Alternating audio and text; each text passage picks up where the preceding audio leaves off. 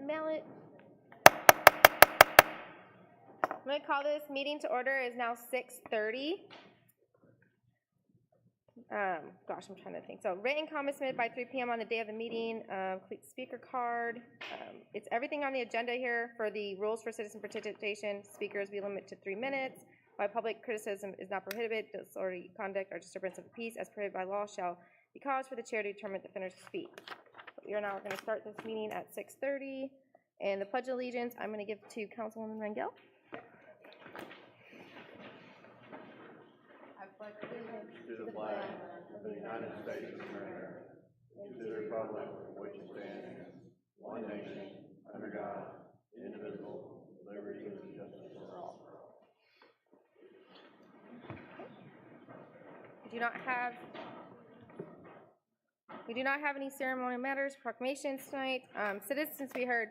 I have a couple cards for one of our agenda items, and we have a couple of citizens to be heard. I'm going to do them separately tonight, so we're just going to do citizens to be heard.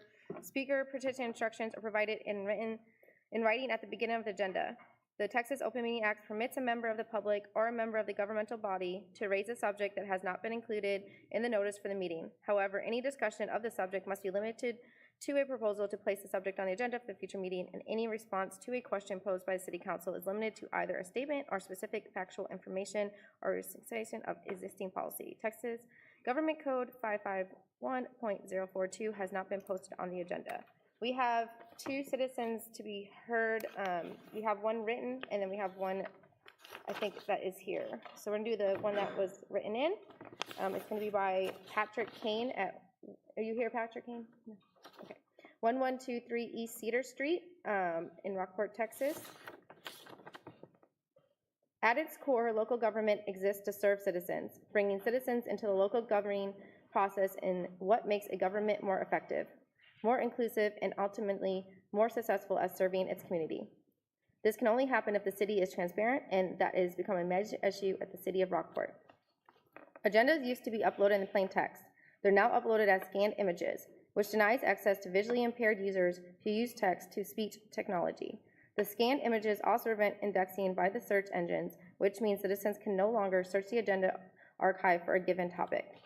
Important information is now being regularly omitted from the agenda packets. Here are some recent examples. Number 1, there was no agenda packet for the June 25th workshop on the tax increment reinvestment zones. Number 2, there is no information on agenda item 11 for the June 25th City Council meeting with regards to having RBC Capital solicit bids for the gas system. Number 3, there is no information on tonight's agenda item 11 regarding tax increment reinvestment zones.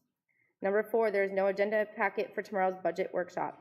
The agenda packets allow citizens to provide input to our representatives. Why are we being denied this opportunity? What I'm asking to do is to motion to postpone any agenda item that isn't included in your agenda packet. If this motion fails, I'm asking to vote no as a matter of principle. Your decisive actions will send a clear signal to the city staff that you value and engage citizen-based and that you want time to consider important topics in advance of the meeting. Okay, and then I believe this person is in, you want Andrew Kane? Can we come up?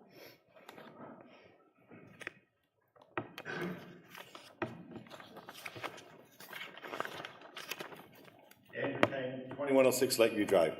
I want to reference my last time I was here a month ago on the June 25th. This happened when you wanted to get a statement on about the expenses water petition PUC process has been.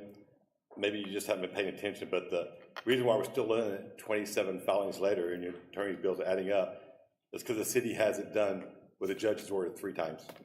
So in February, the city sent a proof by declaration. It's basically a statement saying we refunded $104,000 of water service and $24,000 of sewer service. So we refunded the customers. The PUC staff said, please show your work. The judge ordered on April 18th for the city to show in native format how many customers were refunded and how it was done. The city failed to do it. The judge ordered again on May 22nd for a June 15th deadline for the city to show how the refunds were done in a native format so they could verify it was done. The city didn't respond to the deadline. It's in contempt of court with that judge.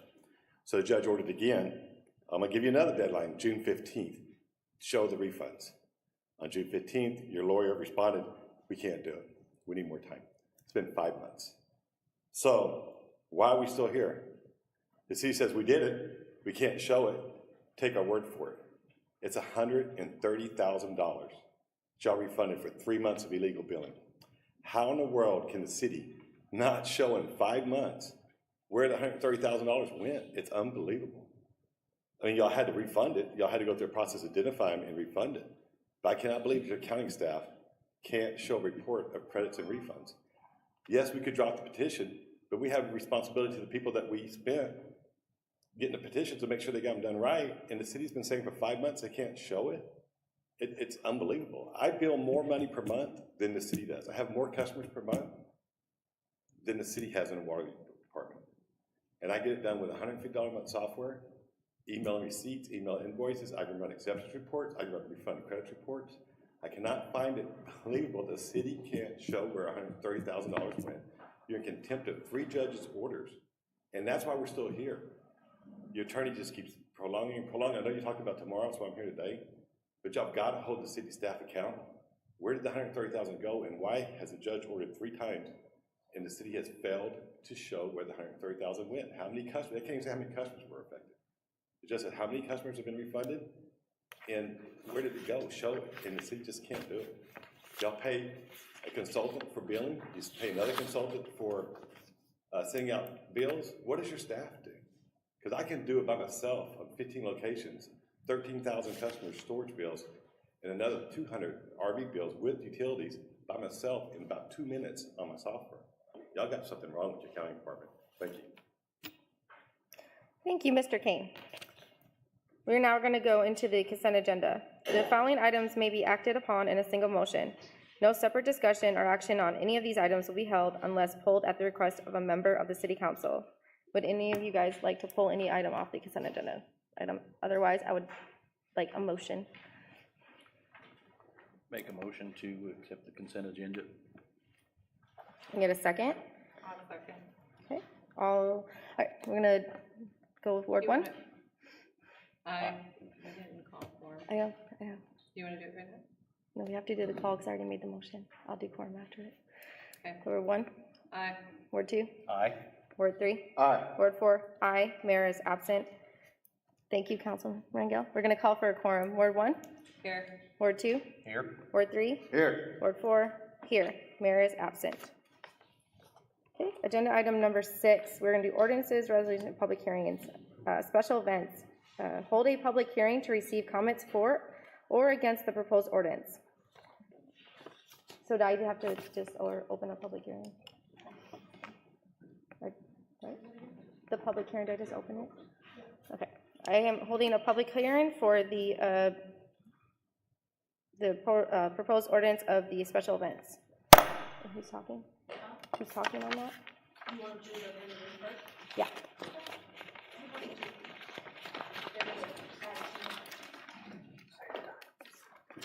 Oh, 6:38.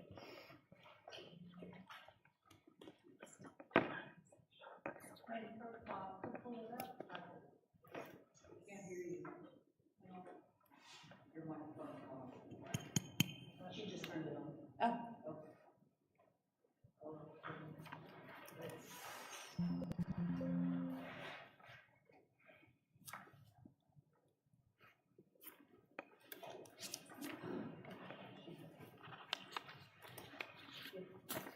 I don't have the clip.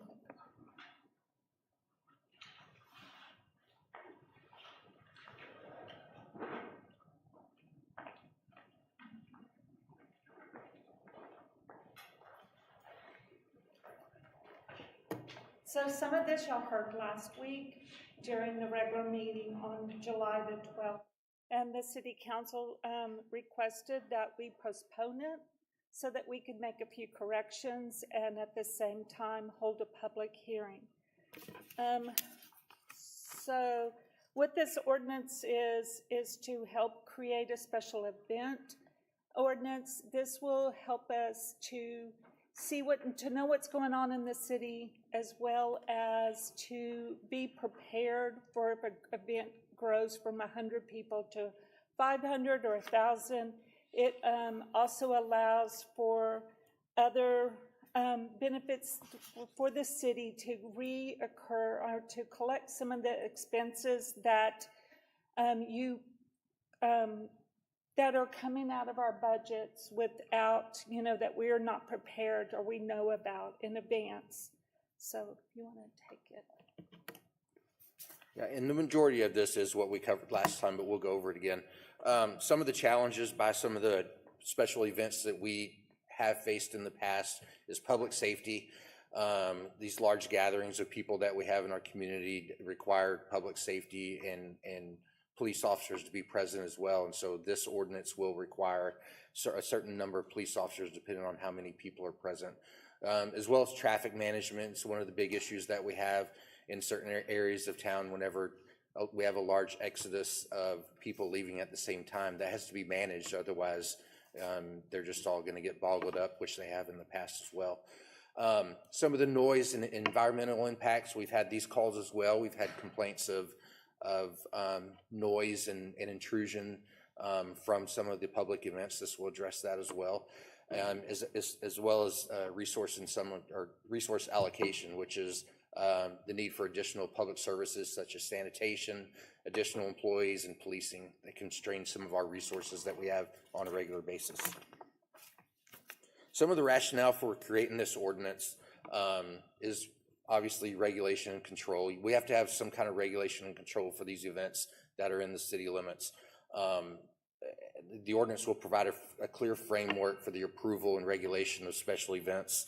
And this will also ensure that all events are conducted in a safe and orderly manner, minimizing disruptions to the community.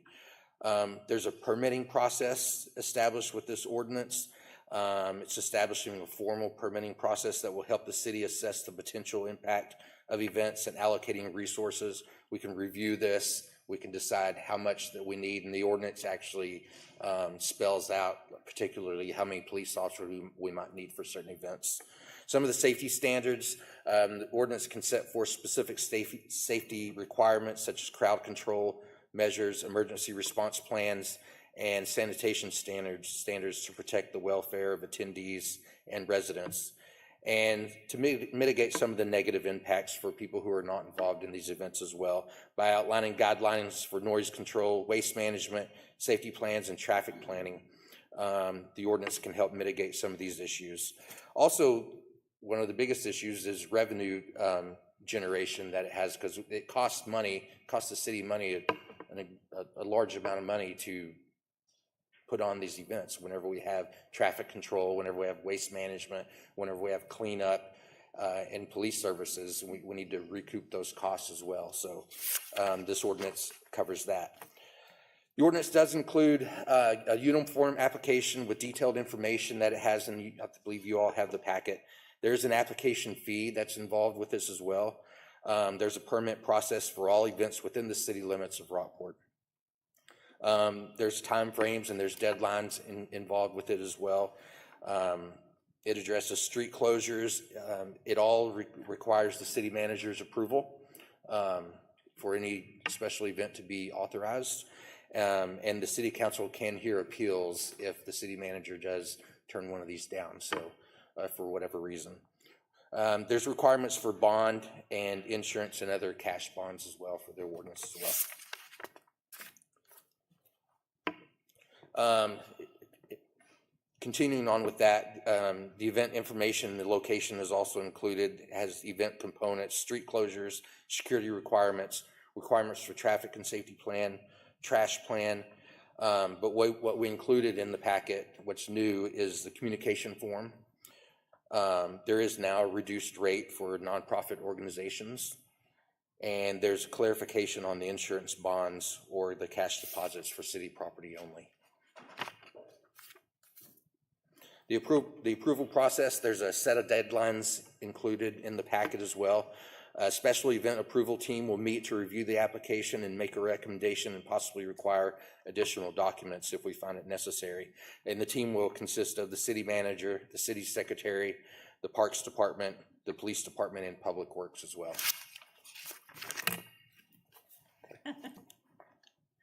So there's regarding the fees in the special event guideline, So there's a fee schedule that's part of the ordinance. It's before you. There is also, the special event guideline will be created once the ordinance is adopted, and that will be like a quick reference for anyone who's going to apply. It will help them go through the process much faster.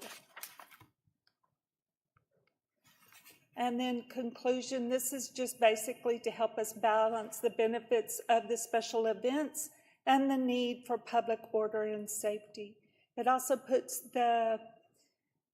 all the expenses on the event and not on all taxpayers.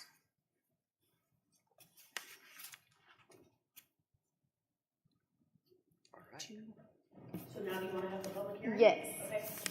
So this is a public hearing, so anyone from the public would like to come and speak or ask questions, now would be the time.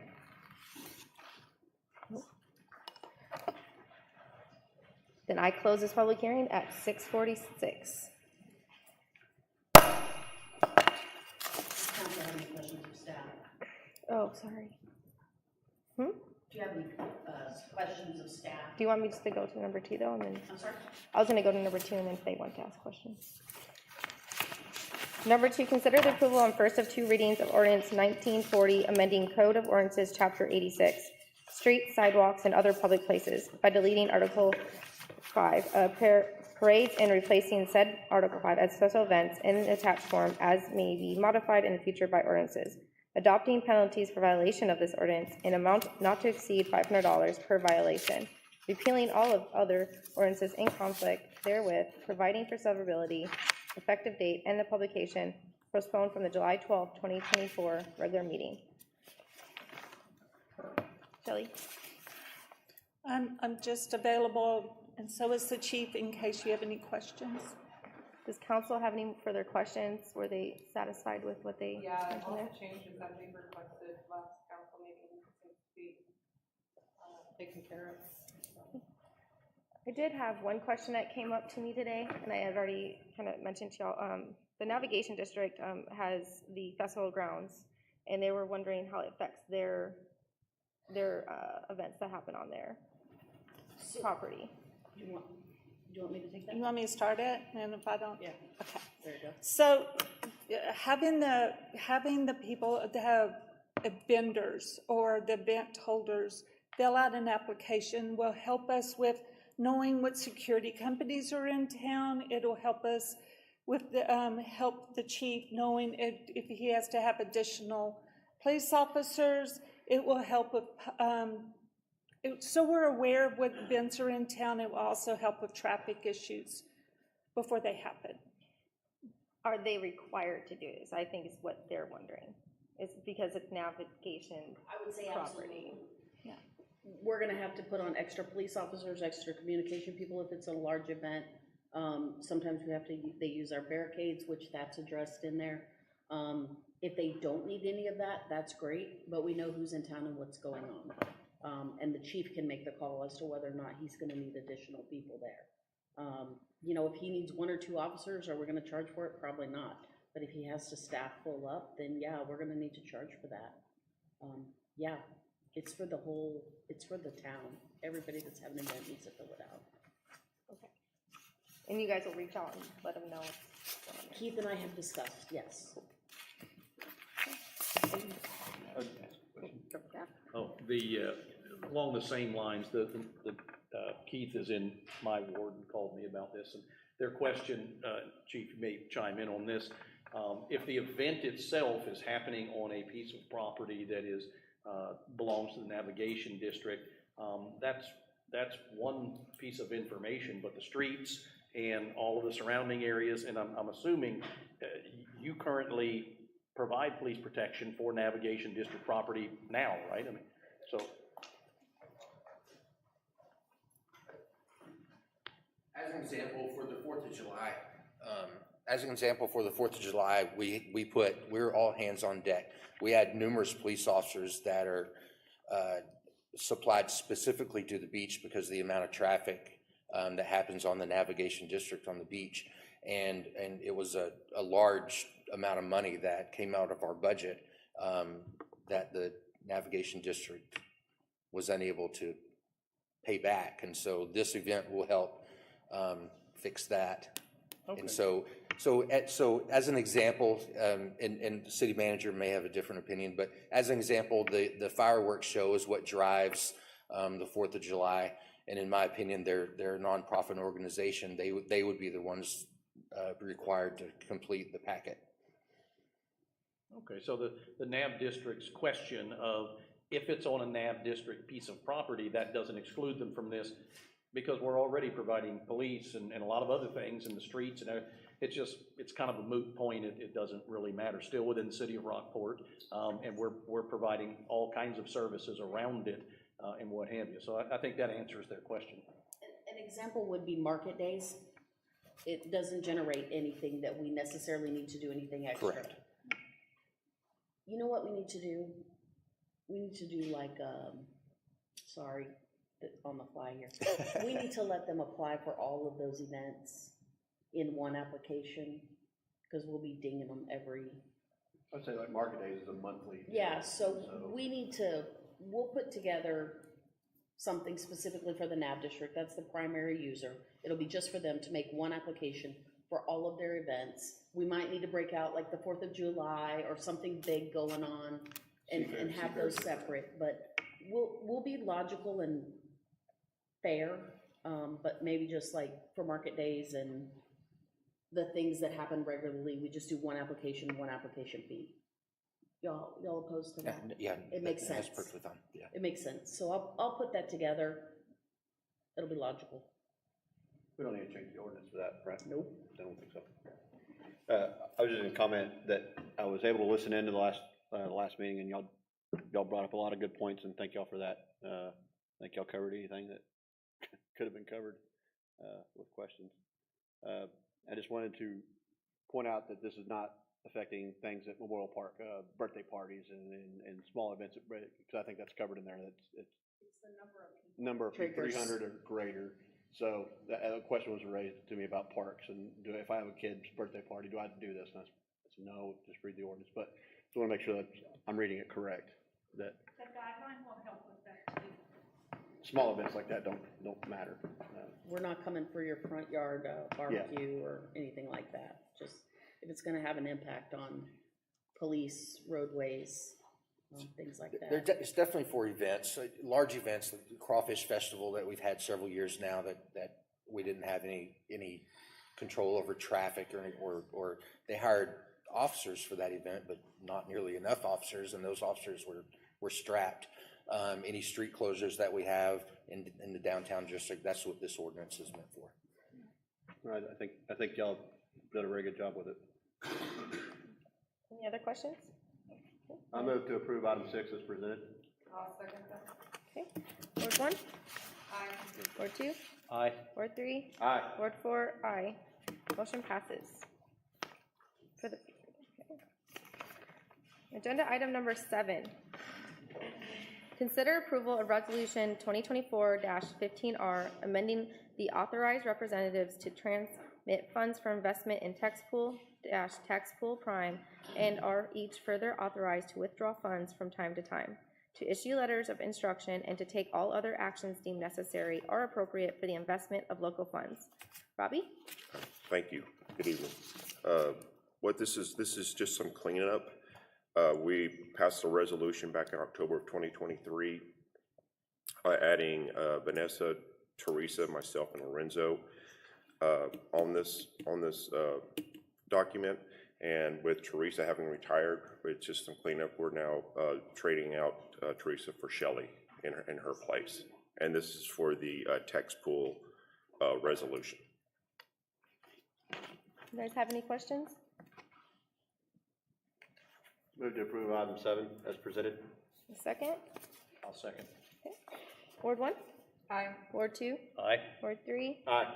Ward 4, aye. Motion passes. Agenda item number 8, consider approval of resolution 2024-16R, amending the authorized representatives to Texas Range and Investment Service for public funds, providing an effective date, and finding and determining that the meeting at which this resolution is passed is open to the public as required by law. Robbie, you again. Okay, thank you. This is also changing. Again, Vanessa, Teresa, myself, and Lorenzo had been added on that resolution back in October. This is trading out Teresa for Shelley, and this is for the Texas Range Investment Pool. Any questions from council? Move to approve item 8 as presented. I'll second. Okay, Ward 1, Aye. Ward 2, Aye. Ward 3, Aye. Ward 4, aye. All right, motion passes. Agenda item number 9, consider approval of resolution 2024-17R, authorizing city representatives in matters pertaining to the city participation in the Texas Community Development Block Grant Program. Kim? Yes, ma'am. This resolution is basically another formality in that we're adding some names to the TDA Go website to allow the staff to input data for the Holly Road and Kluge Trail grant that we have. So this is just adding Robbie as the finance director, myself, and the admin assistant there in, admin manager in Public Works. Just essentially just adding names to those. Yes, and they're not authorizing names. It's to enter data into the system. It's not to authorize checks or anything like that. That still holds with the mayor and the city manager. Yes, ma'am. Any other questions, council? Move to approve item 9 as presented. I'll second. Okay. Ward 1, Aye. Ward 2, Aye. Ward 3, Aye. Ward 4, aye. Motion passes. Thank you. We're now going to agenda item number 10. Consider the approval of a request from the Tree and Landscape Committee to utilize funds from the Tree Preservation and Mitigation Account for the purpose of purchasing 24 Tansfrost 20-gallon watering bags in the amount of $300. Carrie? Good evening. You guys are up there so fast. Yes. So this is a request to purchase the tree watering bags. There's some really nice photos in there, and we need 10 now, but we wanted to go ahead and get 2 dozen so we'd have some for when we needed them and didn't have to wait for them. Also, I'll be coming back to you with an ordinance revision so that there can be a dollar amount, not to exceed amount, so that we don't have to keep bringing back these little things to you. It would only be for allowable expenses too, so. Does that need to be by ordinance, or can it just be authorization? It does need to be. Right, so Gotcha.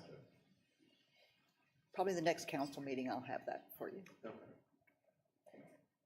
Okay. Any suggestions on the amount? I'm thinking We had, what, 5,000? 1,500. 5,000. Wasn't that the amount? Was it 3,000? I don't know what kind of amount you want to do. 5,000 would be, you authorize them to use, right? We could go to the CM for 5,000 or less? 5,000. Okay, I like that. I'm fine with that, and it's just coming out of the tree fund, correct? It's the tree Right. fund. And it has to be an allowable expense. They're not gonna go spend it on sodas and Yeah. snacks. We Some can't stuff go, like we this, can't go on a like cruise or trees, anything, so. Like tree replacements, things like that. Yeah. So Right. we're not having to come back Right. here and do that. So, the trees need the watering. We're dry here, so, I mean, they're very passionate, the tree committee, getting these bags and putting it on, so I was at the meeting and Yes. I will. There's a couple of spots that we have no way to get a watering system to them, so. Council, have any other questions? I'm gonna buy it myself for my property. There you go. No, Thanks for Are they providing handy the looking? Amazon link. Yeah, and you can take 2 of them and zip them together for a Yeah, bigger I see tree. that, yeah. Thank you for the pictures and everything. That helped me understand what you were trying to do. I'm looking at, that's a neat product. It is. Sounds like it's fairly economical and saves some trees during dry times like this. So Yes, sir. good job. All right, I will take a motion from someone. I will approve agenda item 10 as presented. I have a second. All right. Ward 1, Aye. Ward 2, Aye. Ward 3, Aye. Ward 4, aye. Thank you. All right, agenda item number 11, receive a presentation on tax increment reinvestment zone and provide direction to staff. We do have a couple citizens to be, or agenda items for citizens to talk and a couple to be read. So we're gonna do that first here real quick. Okay. So the first one is going to be from John Jackson. Mrs. Goodwin, my name is John Jackson, a fifth-generation resident of Rockport 312 Olympic Drive. I want to reiterate my support for establishing a TERS for the greater downtown area to promote vitality and the growth in the downtown. In addition to increasing funds that will help pay for the infrastructure improvements and drainage in all of the downtown. It will specifically encourage Sonry LLC's pending development on the Rockport Harborfront land, which is a development that includes retail, commercial, a hotel, a boardwalk, and public park, providing air. We sold our waterfront acreage to the Rockport Harborfront LP, owned by the Bass family, and I always envisioned a multi-use development similar to today's proposal. All previous development on this property has faced challenges due to the size, scope, and remediation cost. Exorbitant costs to install infrastructure, as well as the cost absorbed when the land swap occurred several years ago in order to realign the property lines between the Bass interest and the Aransas County Navigation District. A TERS can finance public infrastructure without raising taxes while enhancing quality of life in downtown redevelopment. With other 400 TERS in Texas, a TERS is a valuable instrument establishment by the Texas Tax Code for helping with the projects just like this on this property. All prior attempts failed without a TERS, and this development hinges on establishing a TERS. We waited 35 years for this, so I strongly feel this is time to make it happen. And then we have a written comment from Jennifer Day. I don't think she's here. 902 East Cornwall Street. Hello, my name is Jennifer Day. I live at 902 East Cornwall Street. My husband Rusty and I own a business in the downtown culture district, Angel Rose Bed and Breakfast. That is restored 1881 historical home with state and national historical designations. Like many residents of Rockport, we have often dreamed of a visionary organization that would help develop our downtown harborfront into a place that could be enjoyed by residents and visitors. There has been numerous attempts, but without an innovative public-private partnership like the proposed TERS, it hasn't been realized. Over 400 other Texas towns have used the approach to further civic and commercial development without any increase in taxes. I believe that Rockport should also partner on this initiative for the sake of our infrastructure improvement, culture, and economic development. And then we do have a speaker from the audience. And Andrew Kane, did you want to come talk?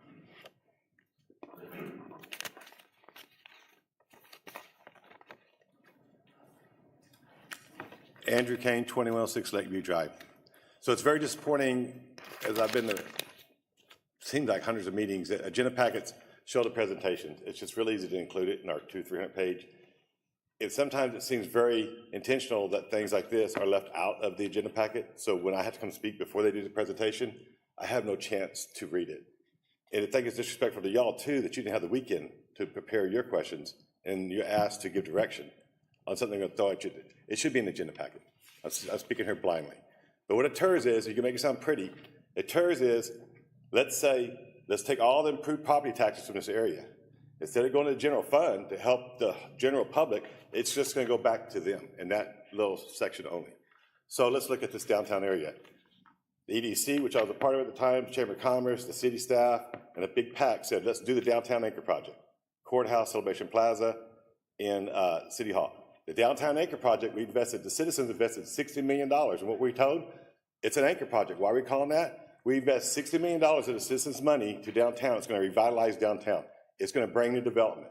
Bringing new development, it's going to increase the property taxes of the businesses downstairs and bring in new development, which is going to lower your property taxes because all that increase in property taxes is going to go to the general fund, which will offset us paying it. What the TERS is trying to do is say, let's take all that money and put it back into just ourselves. And in reality, what it is, it's a developer kickback. It's a tax abatement on the developer. He's going to get the money back. I am against, even though I've done 25 properties averaging $10 million a piece, I've done development, it's a developer kickback. A TERS by law, and this is going to get challenged, so trust me. A TERS by law is to promote growth in an area that's blighted. Read the law, blighted. Thankfully for the newspaper being here, when this came up about a month ago, the little caption with a picture presenting this from the developer, she goes, if we can't do our development, another developer is going to grab this desirable property and do another development, might be condos and stuff. So that own statement by this developer is saying this isn't blighted property. If we don't do this project, somebody else is going to develop it. So on that statement alone, how do you even think you have a legality to pass a TERS on it? The citizens spent $60 million on a downtown anchor project to bring in development downtown to lessen our tax burden. And you want to keep those fruits of our taxpayers and just redevelop it to a special section. It's wrong. You lied to the citizens about the downtown anchor project. What ain't done with the downtown anchor project? Let's let it see the promised growth downtown so the citizens will have the benefit, and the general fund, police, who we always need, will have the benefit of the increased property taxes downtown. It's our investment. We deserve it back, not the developer. Thank you. Thank you. We'll now do the presentation.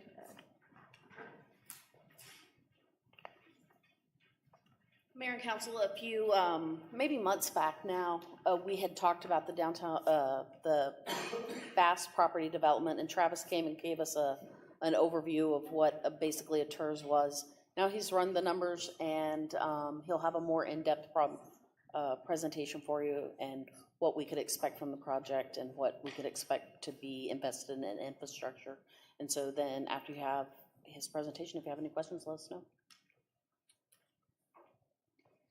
Great, thank you all. Good to be here again, Travis, James. I'm going to give a recap of what we talked about last time. So some of this will be some similar information you've heard presented a little bit differently. I've taken some information from the developer and their build-out schedule, and so you will see a revenue forecast for how much revenue this one project could generate and how a split would work. So I know there are a lot of questions being asked. Again, it's an economic development tool to pay for improvements within a designated zone. It's covered by Chapter 311 of the Texas Tax Code, like most laws are. Just so you know, this isn't new. There are 464 TERS in Texas as we sit here today.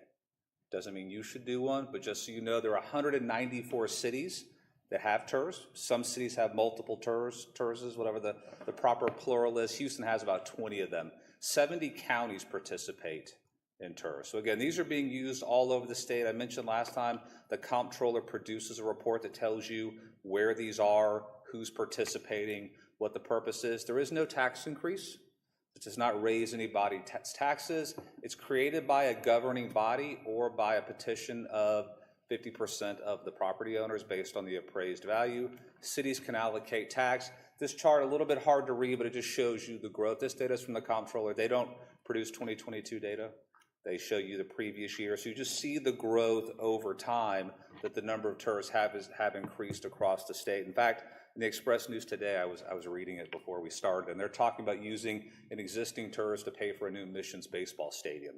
The Missions Stadium in San Antonio is on the south side of town, and they want to put it on near the old Fox Tech site. So the paper at least reports they're thinking about using an existing TERS to help pay for that project.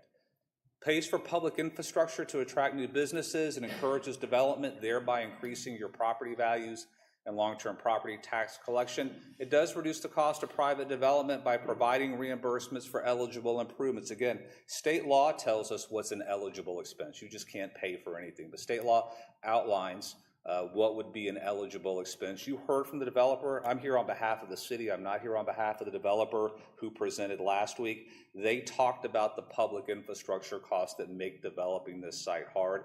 They can speak to those specifics. It wouldn't be appropriate for me to talk about their project. Here is a list of the eligible projects that you can pay for: roads, sidewalks, demolitions, facade improvements, affordable housing, public buildings, school buildings, economic development, and other projects. Again, this is all listed in Chapter 311. It tells you what you're allowed to do and what you can't do. As we talked about before, I think it's sometimes hard to get your head around, and we showed the little triangle. If you remember, we talked about the base value and the new development. I hope this one's a little bit easier, but you have the existing value today. All the revenue that the taxing entities, that they participated in the TERS, would go to the general fund like normal. It's that future growth at the bottom. You can't read what it says, but it says new developments and appreciation. You could share some of that. So some of that funding would go back to the city's general fund, and some of it would go to the TERS account to pay for eligible projects. You do not have to send 100% of that new money to the TERS. You can split it 50-50, 60-40, 70-30. That is up for you to decide how much money you want to put in that account. So a simple example, if there was a 25-cent tax rate and the base value is $1 million, $2,500 continues to go to the general fund. Let's say after 5 years, we've added $4 million. Okay, so we got a $5 million total. So that first $2,500 still goes off the top to the city, and if it's 50-50, you split that $10,000 that's generated off that new $4 million of development. So the general fund would get an additional $5,000, and you would send $5,000 to the TERS account. So does that make sense to everybody? So the first $2,500 continues to go to the general fund like the TERS never existed. For that $4 million worth of growth, you get to send all or a portion to the TERS account. So I'll just stop there. Does that make sense to everybody how this would work? If there is no growth, then there is no money that gets split, right? It stays that original $2,500. The baseline stays the same. Just want to make sure everybody understands that. So you don't have to send 100%. You can pick. So in theory, when these work well, you're generating new growth. You're generating new development that would not occur. And so the city would be better off by participating in the TERS, by promoting economic development, bringing projects forward. How funds are, yes, sir? Before you switch the screen there, it's okay to throw a question in? Absolutely. Fire away. This example that you gave of 50% right here, 50% goes to the general fund, so that gets a little extra money, and if the council so chooses, they can send the 50% back to the developer. That 50%, it can be 70-30, it can be 60, we can do whatever we want, and what have you. Okay. And let me also be clear, it does not automatically go to the developer. It goes to a TERS account, and you can spend that on public infrastructure. You can spend that through a development agreement with a developer. Okay. So you're not obligated to spend the money. So in theory, you're putting the money in the account because you want to spend it on things that cause growth to occur. You are not obligated to do any type of rebate, incentive, pay for any kind of public infrastructure with that. That's a decision that they would have to submit a request to the TERS board, and then that then has to come back to city council for approval. So you would always have oversight and approval on how those funds are spent. There is a TERS board like we talked about, but they would make a recommendation to you all, hey, we think this is a good project, we should pay for these sidewalks, we should enter into an agreement with the developer, and then it comes back to you all to decide. But when you create the ordinance that we talked about, I know legal's here, you typically define the boundary, which we talked about last time, that I'll go over again. You talk about the number of years the TERS is going to be in place, and you talk about what that increment split is going to be. So you kind of outline that up front. Any other questions on the math? I know the tree pictures were better than the economist up here. So I hope this slide's a little bit easy. So again, that base value in this example, you will always collect that $2,500. So if you set up a TERS in downtown, I'll show you how that would work as well. How are TERS funds used? Everyone knows the expression pay as you go. Typically, as cash comes in, you save it up and you spend it. If you could reimburse a developer for expenses, so what's pretty common, I think what's being contemplated, or at least the conversation so far, the developer would pay for infrastructure up front, you would pay them back over time with cash. So as they build their project, they generate that TERS account increment, they get paid back. They don't generate any increment, they don't get paid back. Typically in this scenario, the risk is all on the developer. There is no risk to the city. Some cities choose to issue bonds. So let's just say this TERS is wildly successful and there's way more money than we need, and you all say, let's issue a bond to pay for sidewalks or pay for something.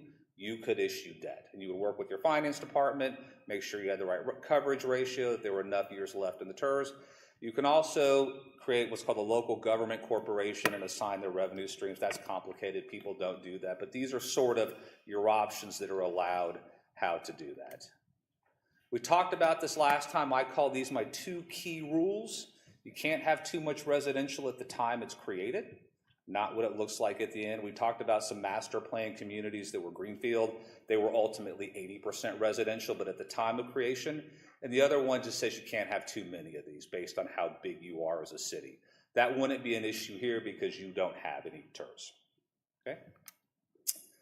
We talked about this a little bit last time. These are the steps you have to go through. You have to create what's called a preliminary project and finance plan. As I said, I do this all over the state. I'm working in Seguin for their downtown, doing that right now.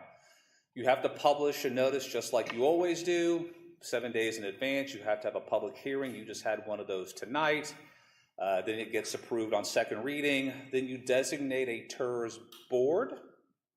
And there are rules. You have to have a minimum of 5, no more than 15. If we're so fortunate to get other entities to join, they also get a seat on the board. Sometimes you add them to your 5, sometimes they replace your 5. You know, every city does it slightly different. You can work with the city manager and legal. Everyone does it different. People tend to keep it smaller just because it's easier. It's just easier to find people, especially in large cities that have lots of boards. We talked about last time, it's not real exciting to sit on the TERS board the first couple of years because it takes time for things to get built and that tax revenue to build up. So that TERS board may only meet once or twice a year, right? Because there is no money to spend or development agreements to have. We create what's called the final project and finance plan. That has to be approved by both the TERS board and it comes back to you all for approval. And that you get to outline what are eligible expenditures and what you don't want to pay for. So just because state law says you can pay for a laundry list of things, you can choose not to include them in your project plan. So if you don't want to pay for sidewalks, you don't have to list that as an eligible project. That's up to you to decide. Most cities have it broad, so we don't know exactly what may happen. For example, on an old HEB site, some of these infill projects, you know, you want to have some predictability. And then last, you have a board of directors that makes recommendations. So typically, someone comes to them, they agree, they say, yes, we approve it. It has to come back to you all for final approval. So there is that sort of checks and balances.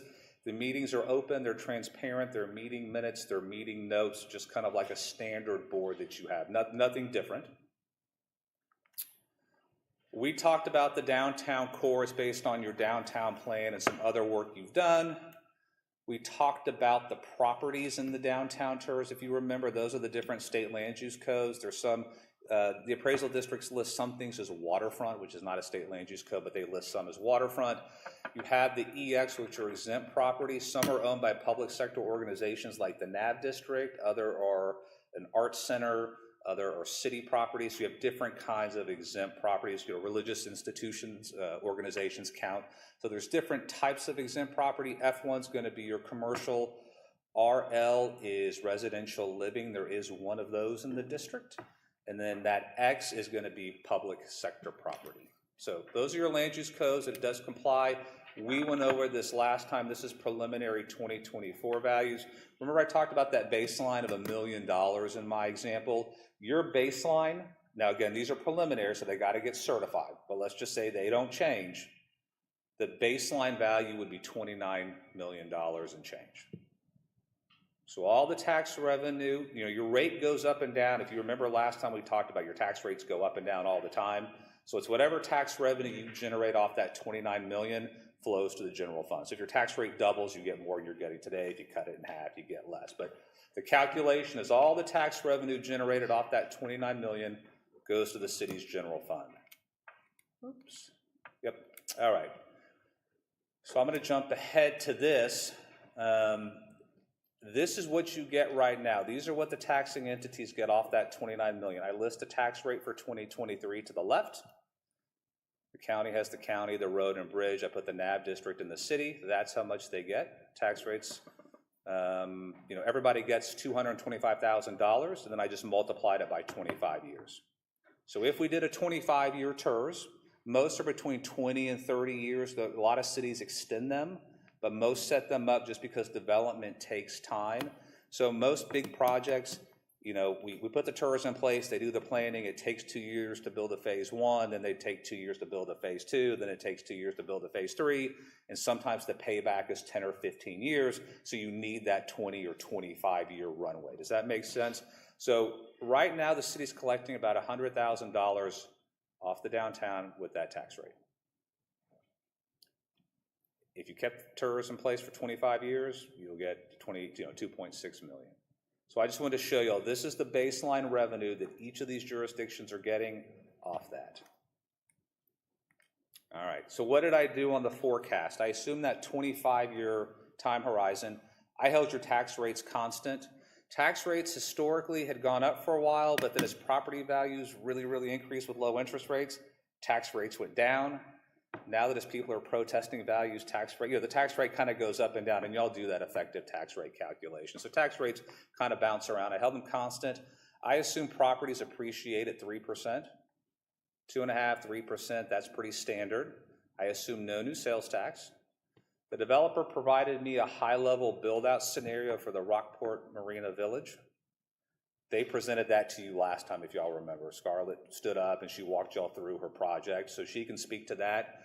It's a couple $100 million worth of development. I did not assume any development on the old HEB property, even though it's in the TERS, and if we want to sort of forecast what that might be, we could do that, or any of the other vacant land in downtown. So that land would likely, could redevelop.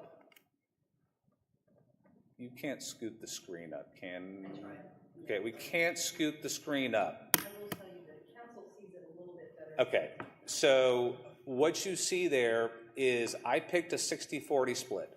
So based on appreciation and based on the $275 to $280 million of development they're contemplating, if you did a 25-year TERS and the city put 60% in the TERS account and the city kept 40%, the TERS would get about 16.2 million and the city gets about 10.8 million.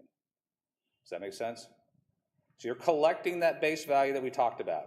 This is all of the growth. That's a combination of 3% appreciation plus the developer's project. I phased it in based on their build-out schedule. It's about a 5 or 6 year build-out schedule. They've got a couple phases, and remember they showed us the site plan and those things. So they've got a couple phases to phase, and I think it's 2029, 2030, and maybe 2033. So this gets phased in over time.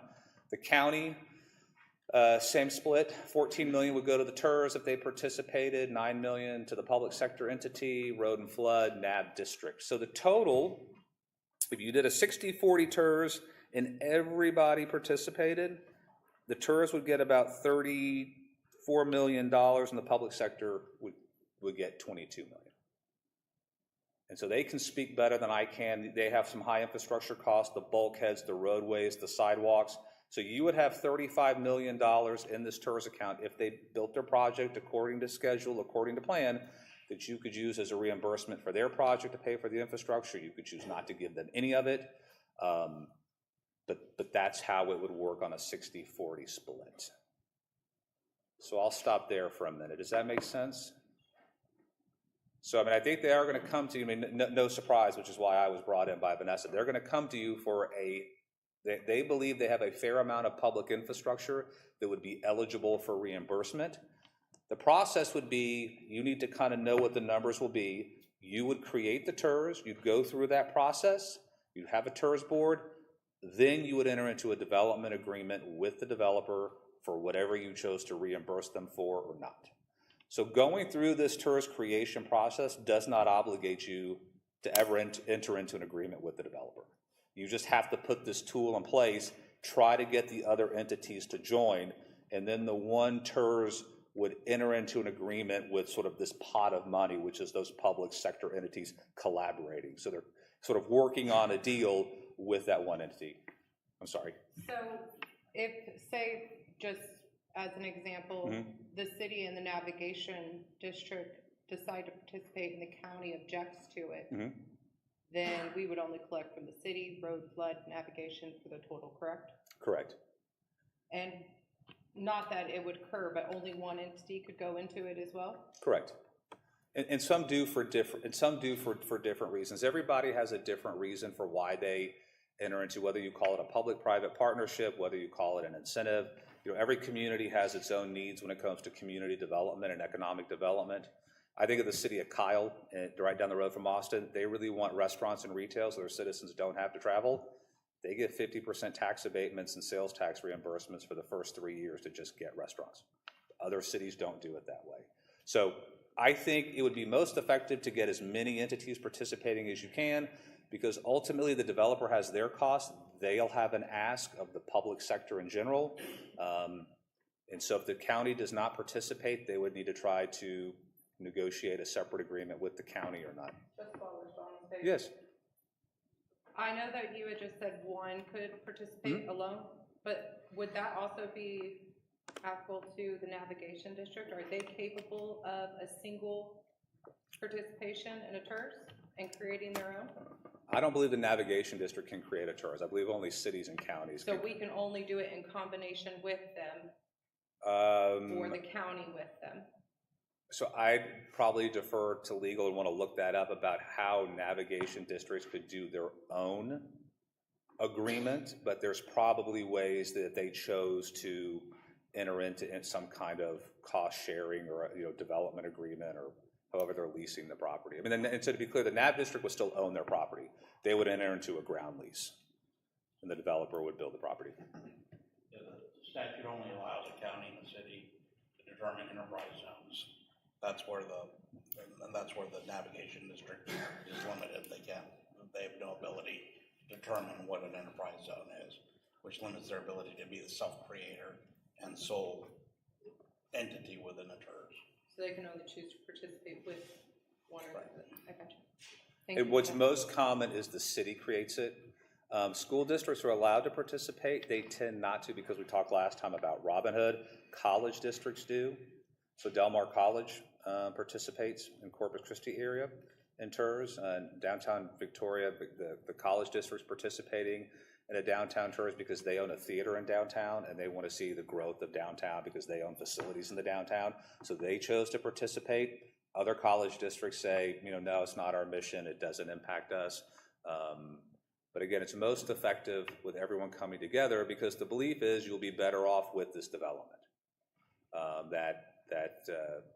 With just the flooding, with the bulkheads, with just what's required, I think there's probably a reason these properties haven't developed for 30 or 35 years. There hasn't been a lot in the zone we've talked about, other than what the Arts Center's done.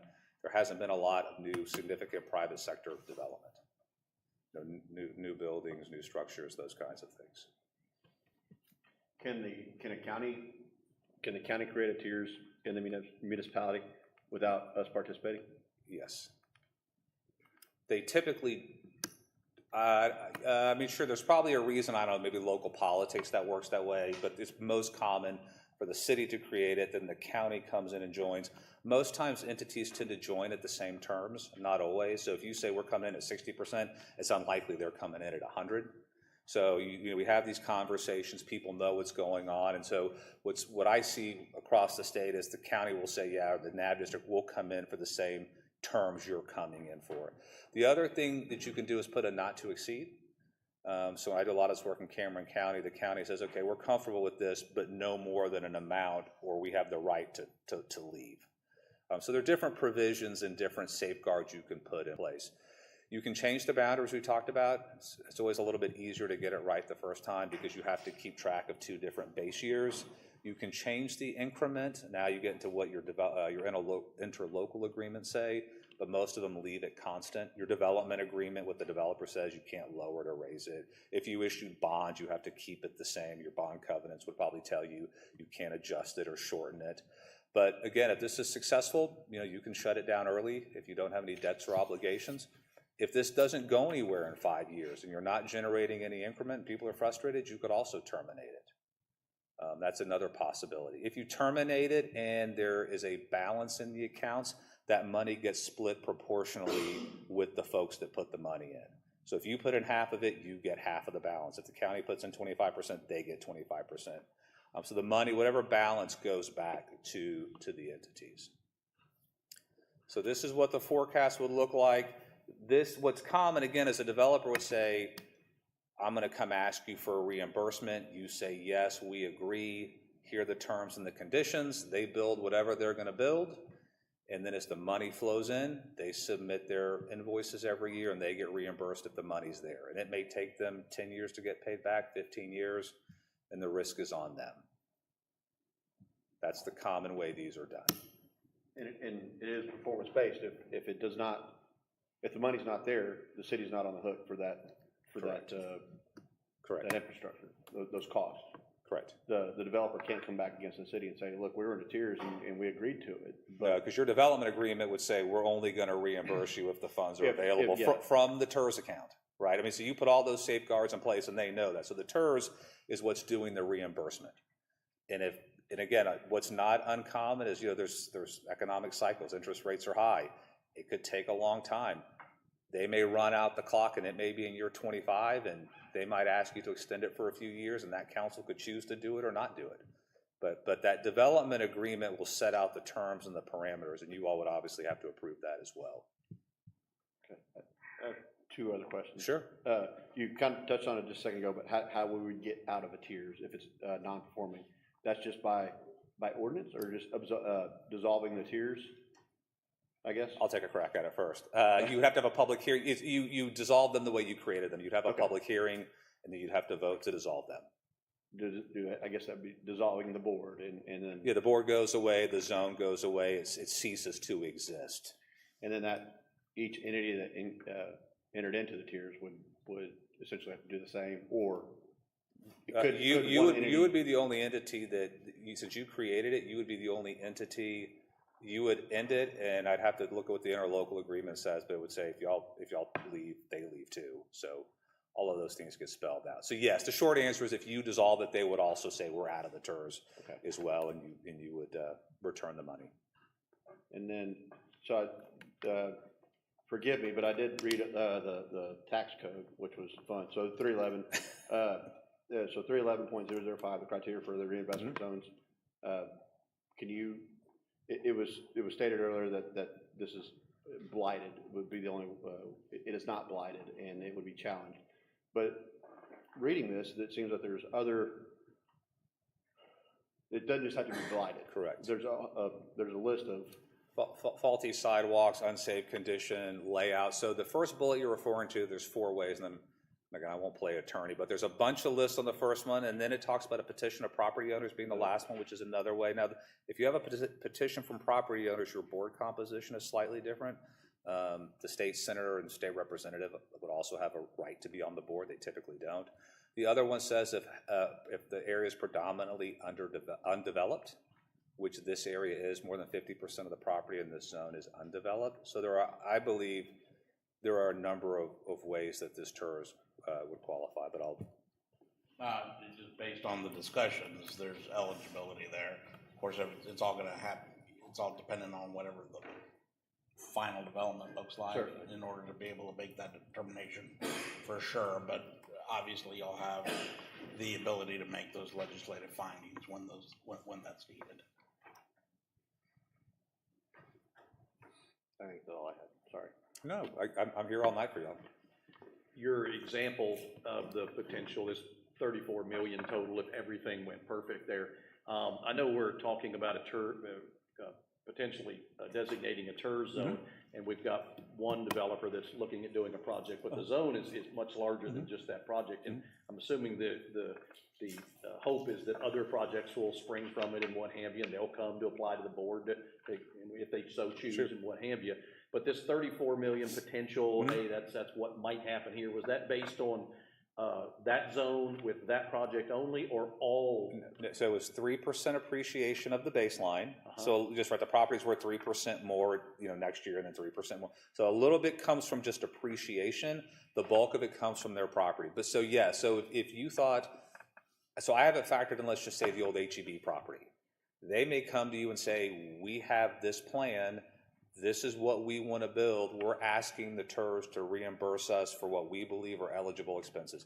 You would need to factor that revenue on top of this. So this 34 million, again, I know that's just a number we're kind of looking at. Basically from the one property presented last week.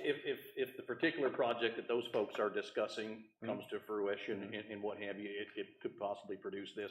But if all of these other areas in this zone, if we choose to do this, I mean, this number could be substantially larger if other projects are attracted and happen and produce revenue and produce tax revenue. This does not include, we talked last time, TERS only have real property, not personal property. The developers, which they can speak to a hotel, so this does not include hotel tax the city would collect, and this does not include sales tax. So I should have made that caveat. This is just the property tax impact from their project. But yeah, and in theory, the investments that you make with them, other people can tie into, so hopefully you don't have to incentivize every project. I mean, hopefully developers, the area is so attractive that you don't have to incentivize projects, and you use that money to pay for sidewalks, streets, drainage, flooding. You typically are going to pay for a couple of these big catalytic projects, and then you get that smaller scale infill. You get more people coming to the downtown, revenues go up for the businesses, so you may see enhanced sales tax from this zone. But again, let me just restate, just because you do a TERS does not mean you ever have to give a developer any money. That's a determination you make down the road based on what they ask for and what you choose to enter into an agreement with. But if you don't have this tool and ask the other entities to join, then you don't have the tools. We talked about last time, that's a little bit of the chicken and the egg, why a lot of cities go forward with it, so the tool is in place, they get the other entities to join, and so they can then go have those conversations. Yeah, because this is only our second discussion on this so far, very initial, has there been any conversation with the other folks mentioned here, the county, NAV, or they go, hey, this might be coming, any inkling of whether they'd be for or against at this point, or? I know that everybody's been, we've had a discussion with every entity, either us or the developer. I don't have any certainty, they all have a board that votes as well, so. It sounds like the city can, just as an example, just to say road flood decides that, nope, we don't want anything to do with this. Or the county, as Brad mentioned, we can still move ahead if we choose to, if they say, hey, we're not interested. So this could still happen if one of these entities decides they're not interested, is that correct? Yes, and they could choose to join down the road. I mean, every community has its own dynamic. And so sometimes it takes a year or two, or for other reasons they choose to join. But the idea would be, again, the order of magnitude of the infrastructure, I think, would probably require most entities to come together. And so I think it's a little bit, and what I think is most common is that most people look for the city to make the first move. Okay. Once you've, because conversations are great, but once you say, hey, we've created this TERS for 25 years at 60%, come join us, listen to some of the projects that may come, then it gets more real. Otherwise, it just kind of stays in this abstract state where nobody knows. And so I think that, and I can answer all your questions, but so if you wanted to proceed, here's how we normally proceed. Direction from you all to prepare the preliminary reinvestment zone financing plan. They're short. It's sort of a build out of the revenue forecast and the justification and working with legal on them. They would handle the ordinance. You'd have a public hearing. So for example, to lock in the base year 24, we have to get this done by the end of the year. And so some communities don't mind rushing, and they don't mind me being down there at Thanksgiving and Christmas. Others try to get it done a little bit sooner. So if you wanted to move forward with this now, as an example, you could hold a public hearing on August 20th. So to do that, you'd have to have an ordinance drafted. You'd have to post a notice in the newspaper 7 days in advance, and you'd have to have that preliminary project and finance plan. So you would have a public hearing just like you had earlier, and then there's still 2 more votes. After the second vote, the TERS becomes real. You created the TERS. What is the very final time we could hold the public hearing? I know August 20th is what's set, but what is the absolute latest? You'd have to look at your calendar. So you'd have to have 2 readings. So you would do second reading your very last meeting in December. Most don't, in case you don't have a quorum, and then the meeting before that, you could have the first public hearing and the first reading. But we have October, November, December, we only have 1 meeting. Mm-hmm. So do you have an estimated extension of public hearing date outside of August 20th? Tell me that again? What is the date, the council date at its greatest extension for a public hearing that can still accomplish this by the end of the year? So the last opportunity for the public hearing would be September 10th, to give any wiggle room, 24th, if we were absolutely at dead latest, yeah. But if you hold the public hearing in August. Right. And it's just pitchforks and brimstone, and then we come with, order. Well, you can hold the public hearing without, I mean, ideally you would have the public hearing and the first reading and the vote on 1 meeting, but you don't have to. You could certainly have the public hearing on the 20th and then go ahead and put the ordinance first reading on the 10th. I mean, even do another public hearing if you wanted to. But it's two readings, so we could have the public hearing and a vote, and then you could also, you could have an additional public hearing, second vote. And a vote, yeah, you could, I mean, you can do it any way you like, but, Well, yeah. I mean, we're just trying to meet that. You can have the public hearing on the 20th and do nothing else. And then on September 10th, you could have your first reading and vote, and September 24th, have your second reading and vote. Did you growl at me? Oh, okay. So, yeah, that would work. Would that give the other entities, do the other entities need to join by the December? No. But we would have these conversations, and I think they would know and see what you're doing. You would start talking to them in more formal detail. Yeah. Again, I'll tell you what's common. I would start, and this is good, I would start coming down and making a presentation similar to what I've done. Sometimes council members show up, or the mayor or city manager, to each of those entities to get them educated. They join through an interlocal agreement written through the attorneys. Okay. So, but what's common is, let's go talk to them, let's see if they have any feedback, and we're sort of all moving together. And so they don't have to join by this year, they can join at any time. It's better while the momentum is there, because as a reminder, we still would have to we'd have to appoint the board, I'd have to prepare the final project and financing plan, the TERS board has to approve it, and then the city council has to approve it, not the other entities. So, well, no, you just have to do that at some point, not by the end of the year. But if you're trying to work with a developer, they're going to probably want you to move on some of those items so you can then enter into an agreement with them for their project. Does that make sense? Yes. So I call them zombie tours. I get brought in to clean up these. Everyone gets excited and they get through number 5, and then they slow down and they forget to do number 5, and then they got a project, and so we kind of rush to write the plan and get it passed and approved. So my recommendation is these are most effective when you don't lose momentum. You can always come back and adjust and amend them. So you don't want to go too fast so people don't feel comfortable, but you don't want to take too long that you just don't ever get it done. Because until you get through number 6 and council approves it, you can't technically spend the money.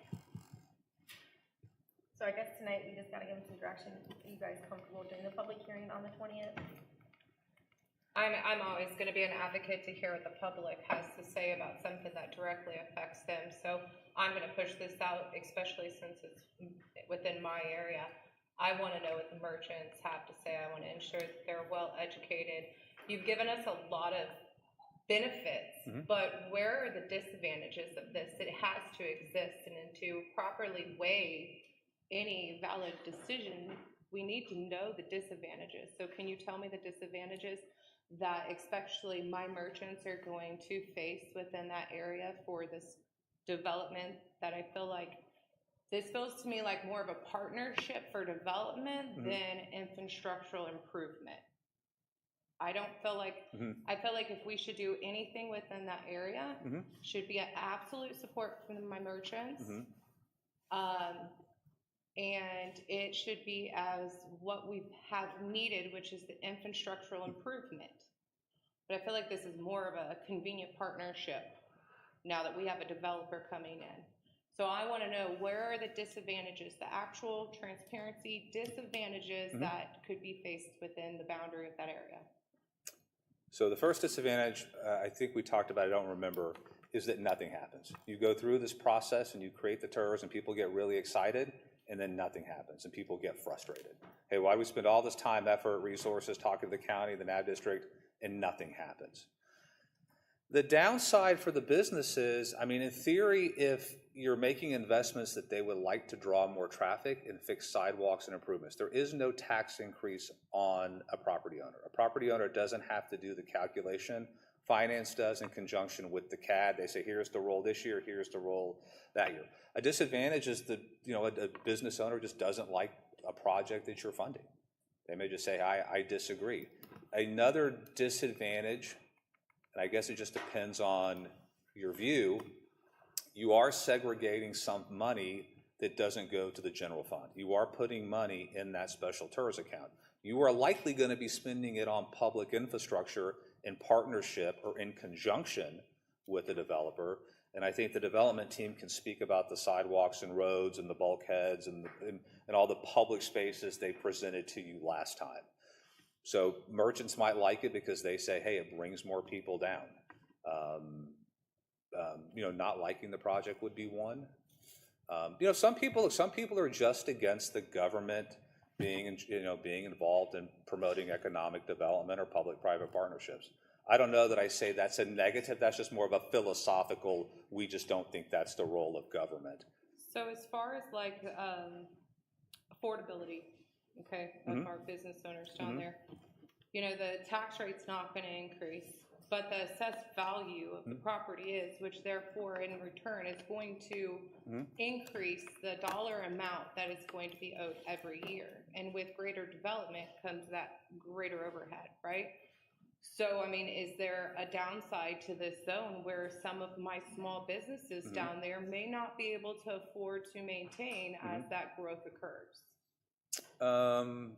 Sure, that's possible. I mean, I think part of why the assessed value goes up is because those businesses are more profitable and there's more activity, and the value of those businesses go up. But you're right, there is a scenario in which I think unlikely that the property values are going to triple and they don't see any increase in traffic.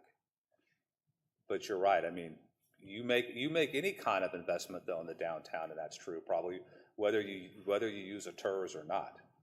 I mean, I guess you could make the argument that if you invest in more streets, sidewalks, you fix the flooding, add more lighting, open spaces, band shell, that probably makes downtown more valuable, regardless of the funding source. So did you? No, go ahead. If we look at the businesses that are existing down there, what Stephanie mentioned, good questions. We can choose as a council, as we direct this TERS, if we choose to do this, the businesses that are there could benefit from the new sidewalks and the street lights. And typically when a project of this magnitude goes in, there's going to be more foot traffic down there. They might potentially shop at their place as well as this. And so there could be some benefits for those folks from traffic count and what have you, as well as just, again, lighting a park, splash, all the different things that can go in down there. So those existing businesses could benefit from what we spend the TERS dollars on. If we choose to say, okay, we're going to put new sidewalks in down here, we're going to spend this dollars that were created, put in the TERS account, so they could benefit from some of that, right? Correct. Okay. And I would say you also have more money in the general fund. Because we wouldn't take the dollars and just put a sidewalk in front of this particular project. We could spend it anywhere in that TERS zone. Correct.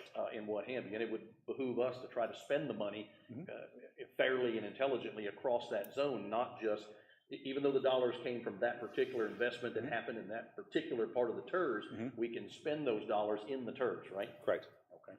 But it is fair to state the prioritization of the projects are going to be within the board's discretion, and that they would bring those projects to us to finalize.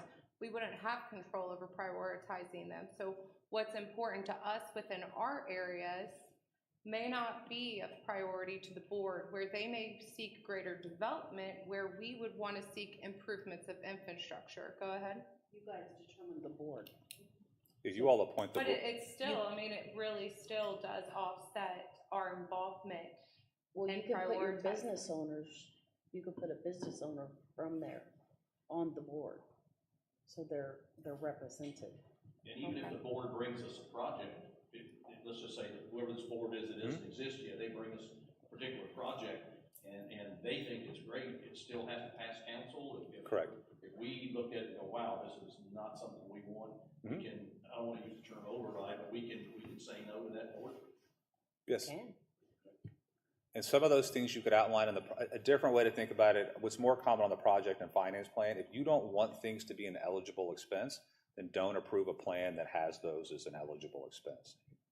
So that goes back to the risk of having it broad is that lots of things qualify, but then you're not constantly having to amend your project and finance plan. But if you're dead set against sidewalks, to just pick something, or lighting, then in that final project and finance plan that we create in step number 6, don't remove sidewalks as an eligible expense, and then they can't bring you those projects. And then also come in front of council, we say no, we can go back to the board and like, well, they said no because this is what they would like to see. Yeah, I mean, in theory, you're appointing these people. I tend not to see, or you just work with the board and through staff and just say, you know, we're comfortable going to 60%, I mean, you know, 60% incentive, not 50%, or we're okay paying for lights on this side, but we'll pay, you know, we won't pay for those lights somewhere else. I mean, I think your other thing about the downside, and you need to be careful for those. I mean, if you think this is all going to happen without the TERS, don't do the TERS. I think the amount of infrastructure required for some of these projects is going to require some level of public support and assistance. So then it's a matter of what tool do you think makes the most sense? And does this tool make sense in collaboration with the other entities? And so you know, some communities look at that chart and say, we'd rather get the 40% because we don't think it's going to come unless we have the TERS and we make these infrastructure investments. But that's each city's determination to make. When is the Downtown Merchants monthly meeting? It's summer, so, but they're not having anything set until September, They don't have October. anything set. But they would allocate some time, it's just participation, it's not going to be. Okay, I just didn't know if you guys would. I've been in touch with them. Yeah. Okay. So one of my other questions is, you know, I of course am gonna advocate for my area, but I feel like it's only fair to also consider our city as a whole and not be narrow-minded into just worrying about my ward. We have a lot of unmet CIPs as it is that we can't afford. How is it fair of us to allocate money into one particular zone when we can't meet the needs of the entire city at this time? You're asking me? I'm just saying, it's kind of a question Logically, and a because statement. we'll get $10.8 million into the general fund, whereby if we do nothing, we get nothing. You know, we're increasing the general fund by 10.8. Yeah, we're putting 16.2 back into downtown, which is a fair use, but then we're putting another 10.8 into our general fund that we can use to fund a CIP, whereby we get no development, we get no So is anything. there a way to ensure what is pulled from into the general fund goes into a separate fund for improvements outside of the zone so that there's some type of fair You guys can use it for whatever you want. You guys get to, But do you understand what I'm saying? yeah, Like, that's part of your budget process. You would do that near the normal budgeting cycle? Yeah. It just becomes part of the pot that you have to do V&E, vehicle and equipment replacement, CIP, buildings, whatever you need. It just becomes part of the money to approve for whatever you want to approve this year. So if you see the $10 million go into our general fund, when we're doing our budgeting process, and you see, you know, maintenance, and you see roads and repair, or you see infrastructure on the line items, we can request to them, hey, we want to put this much on there, or like, that's what we go through the. well, we wouldn't have the same restrictions as the TERS does on improvements, though. No. We would we have, can do whatever we we want could, with money. yeah, we could complete any CIP. And just to be clear, that's What I'm over saying- 25 This years is- total. Yeah, That's what I right. was gonna say. This is over 25 years. So say you get $1 million, $500,000, you're gonna get $500,000 the first year. It goes into the general fund. You can use it anywhere in the city on anything you want. Well, anything we're allowed to spend our money on. But you get to do that as part of your budget process. But there's nothing outside of, if that's something, a discussion that we have to allot that money to CIPs, right? Is that something we can build into this ordinance, or is that just this council's discretion? That is a year-to-year discretion. I don't think you can encumber the money for future years. Have you ever seen anyone sequester the money, that 40%, that over 25 years, that almost 11 million, if that happened, about $1 million a year, so, or no, I guess over 25 I said years, $500,000. 500,000. Do we have the ability to sequester that 500,000? I defer to Lee. I think every year that council has the right to do the budget and. We could know what the, You can't bind a future council. You could ask finance to say, hey, how much is the 40%? And then you could choose, you know, each council would make that. And I think that's a very fair point. I think a lot of cities think of downtowns a little bit different. Some communities think of downtowns as everybody's downtown. It's in your ward, but downtowns are always treated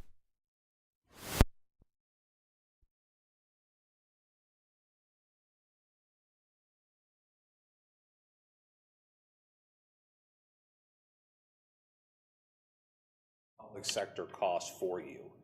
and they only get repaid if they get their development. So I was gonna say that this would, we know there's a lot of improvements that need to be made downtown, the infrastructure improvements the city needs to make. This possible developer is gonna make those improvements. We pay them back over whatever the time period is, if it's performance, but that also clears up, right, our ability to borrow money to do other projects Right. within the city that we're not allocating our bond It's bond off our capacity books. to So- downtown. That part is, for the 60% used for the improvements in the zone is off of the city books. So we can use that and even say, we can, tell me if I'm wrong, in our documentation of that 60%, we can say, we can reserve 10% of it and say, this has to be used to repair Austin Street over, can we get that specific? You can, most would just say streets, Streets. because, I mean, So- I think the reality on this one is, the developer to jumpstart this is probably gonna require a good Right. chunk, if not all of that 60%. The hope is you get other development to come, the HEB site goes, you're not having to offer incentives to other people. You're also getting more sales tax revenue and hot. And hot tax. This doesn't affect either of those taxes, and our sales tax primarily comes, I think, well. And so you all would just have to decide, you've seen the improvements they've talked about. Again, I'm not, you've seen them, I've seen them, like you have street improvements, playscapes, open space. Is that a public amenity you want? You have them pay for it, and they have to get reimbursed performance-based. But, yeah, of course, this is a budgetary issue. It allows us to put money in those areas that we know we need to spend money on in those underserved areas where we've annexed but don't provide some services to. I think that it allows some of that capacity for us to borrow money that we don't just throw in downtown, which is my idea. Well, and at the first budget work session, if you guys come and say, I wanna know what the 40% is from the TERS this year, and I want every bit of that allocated to a capital project, that's what we're gonna present to you in the budget plan. So you get to decide how to spend it, and then it does give us more money for capital improvements, and like Brad said, free up some borrowing power to get some other things done. And this infrastructure that could possibly be installed by the developer, and that if we choose to do this and reimburse a portion of, it sounds like the city's got to do this anyway. If at some point, somebody's going to be developing down there, we're going to have to do a lot of this work if we can get the developer to pay up front for it, and then we pay them back out of the higher taxes. So that these infrastructure things that we can choose to reimburse for, sounds like most of them have to be done anyway. They're probably on a list somewhere that needs to get done. We don't have the money for it. And they're public, so if they put in a park, that's a public park. It's not private to that development. If they put in a boardwalk, that's a public boardwalk. It's not, they can't get reimbursed for anything that's kept private and not accessible to the public. Only public infrastructure is eligible. Any other questions? I just have one more thing. Sure. So the area in which the development wants to utilize, a portion of that is navigation district. How does that affect, since you can't collect real property off of that? You would opt the improvements, not the land. Okay. The improvements would pay tax, but not on not the value of the dirt. The screen that you showed that had that 34 million, I know that's a number we're just kind of looking at, if and if. Yeah. And we look at, and I know you based it on 25 years. There'll be other councils in the future when all of us get to retire and go fishing. Once this is paid back, the 34 million over 25 years that could potentially be in that TERS fund, then that's not going away. There's those dollars, tax dollars every single year are gonna come into future budgets and what have you, substantial. And by that time, we're no longer paying that developer back. And there may be others that happen in the meantime, but those are gonna be other dollars. Correct. That 34 million, again, if a portion of it is paid back to the developer for those infrastructures, that has 25 years sounds like a long time, but that's a lot of revenue for the future of the city. That after that 25 years goes, I'm assuming, right into the general fund after that. Correct. Once the TERS terminates, cities do one of two things. You can either extend it and you modify your project and finance plan and you keep spending in the zone and, keep kind of doing what you're doing, or the TERS terminates and all that money flows to the general fund. I've seen people do it both ways. I have one final question just for clarity. If a bond was brought within this, it would come to us council to approve before established, correct? Yep. Correct. We also in that project plan have to list it as an eligible funding mechanism. So if you all say and you think and you get feedback, hey, we just don't even want that to be an option, we don't have to list it as an option. Most people list it just because you don't know what's going to happen, and cities can borrow money a little cheaper than the private sector. So some cities, oftentimes you're paying the developer's interest as well, the interest costs. So if you can issue debt a lot cheaper, it may make more financial sense for you to issue the debt, pay less interest, and save some money. But you got to have a coverage ratio. I mean, that's 5-10 years down the road. That's not, I lied to you on that.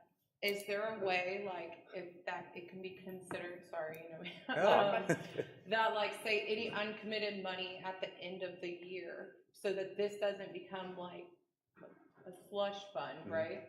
We can pull that back to the general fund? Can that be within our ordinance so that it can go to other projects? I think the agreement with the developer would say you can't do that until they're paid back first. In full? Yeah. Okay. Now you're down on the weeds on the development agreement, so you may say we're only going to reimburse you from the taxes you generate on your property as opposed to appreciation. Other cities say, no, we're okay giving you the whole pot because we can pay you off faster and terminate this thing faster. So now it's kind of down in the weeds. So that'd be something that could very well, we're talking about uncommitted, so Well, if you choose to pay the developer I don't think first. You have to hold the pot of money to pay them back the amount that you've committed. So maybe after you have the full amount in the TERS, even if they've asked for it or not, anything over the full commitment could be.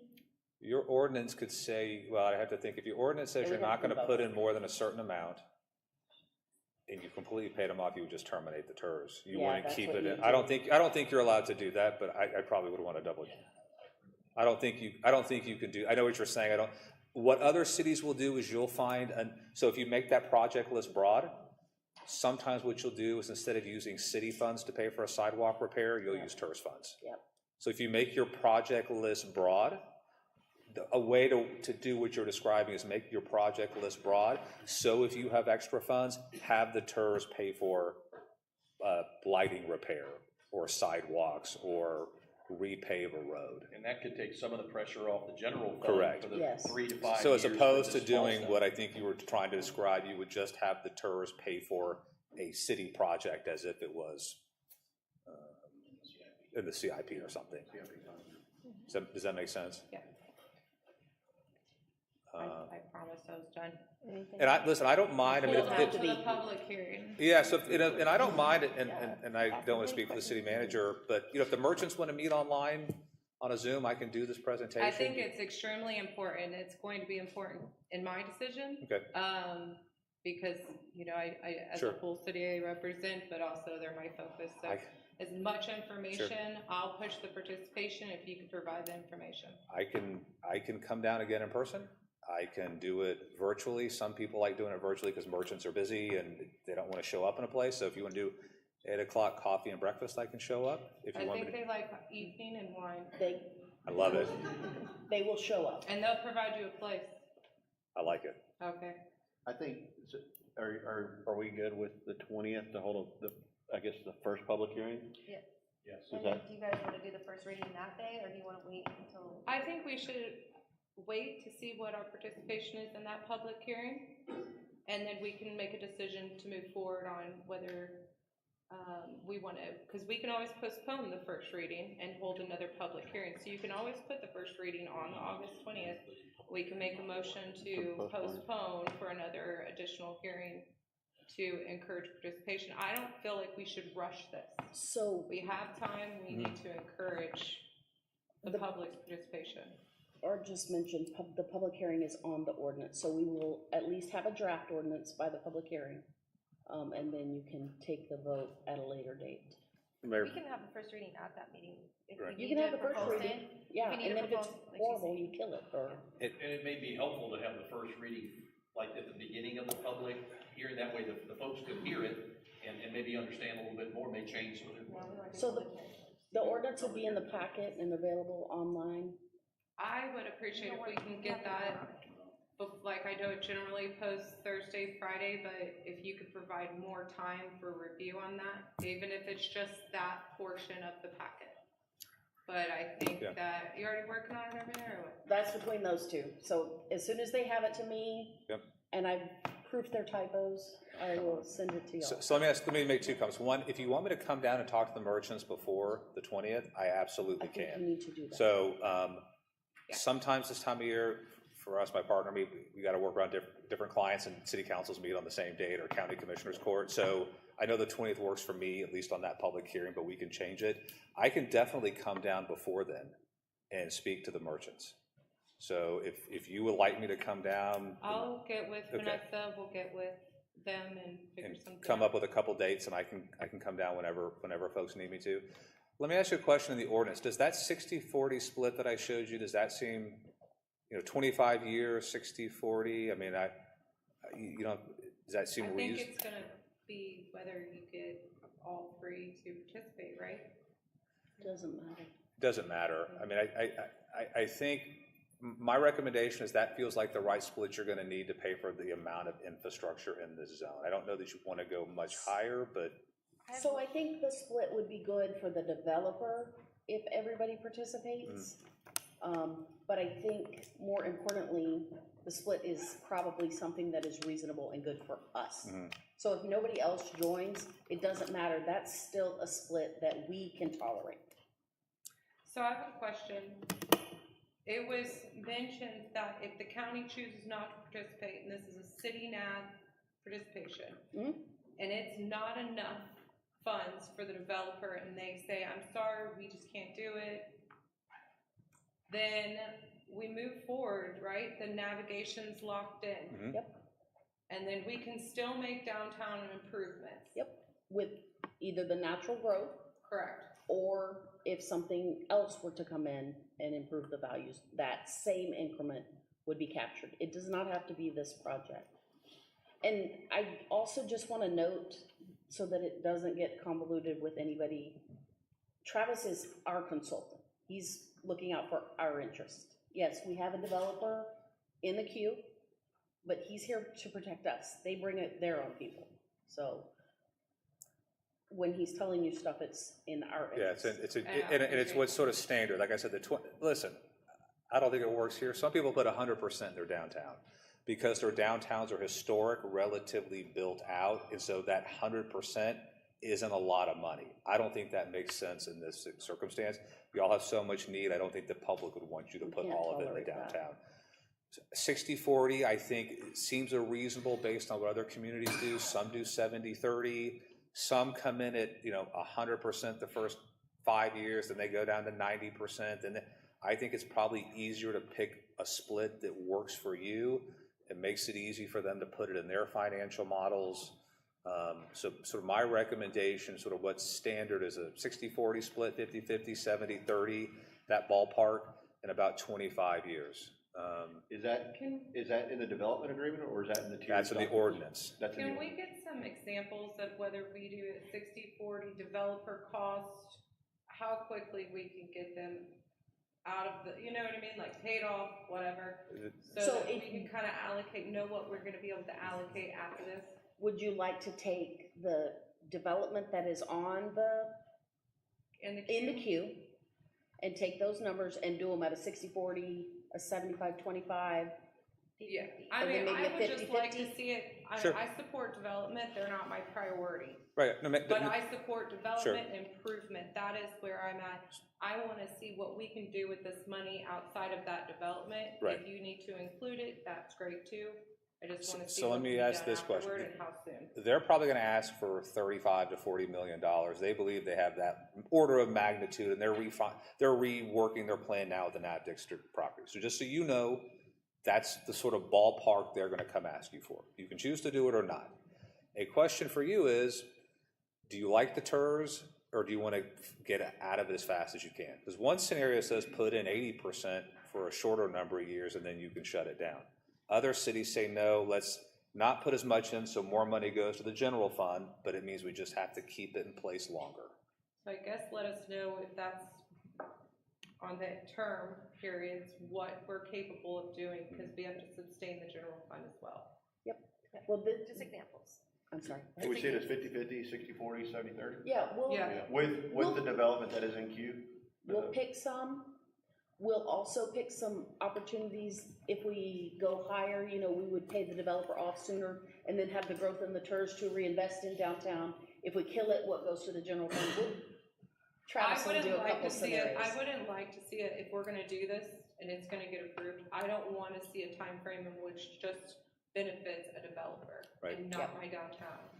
So if we can do a list as well Yeah, of the things that we can do Sure. with that money, that is, so people that are gonna come to the public hearing and people are gonna have to, we can So see that. he has that up here. Yep, Well, this wasn't in the, I mean, like, ahead Right, of time. this will be online Yes. this will get, after the thing, but that's the list right there. so another way to think about it is if you like the project, again, it's kind of the chicken and the egg, what you want to commit to. If their number is sort of 35, 40 million, we may have to match, we may have to set the TERS up to try to come close to matching that. But if, let's just say we kind of come close to matching it, that still doesn't obligate you to doing a deal. You still then have to go negotiate a deal with them.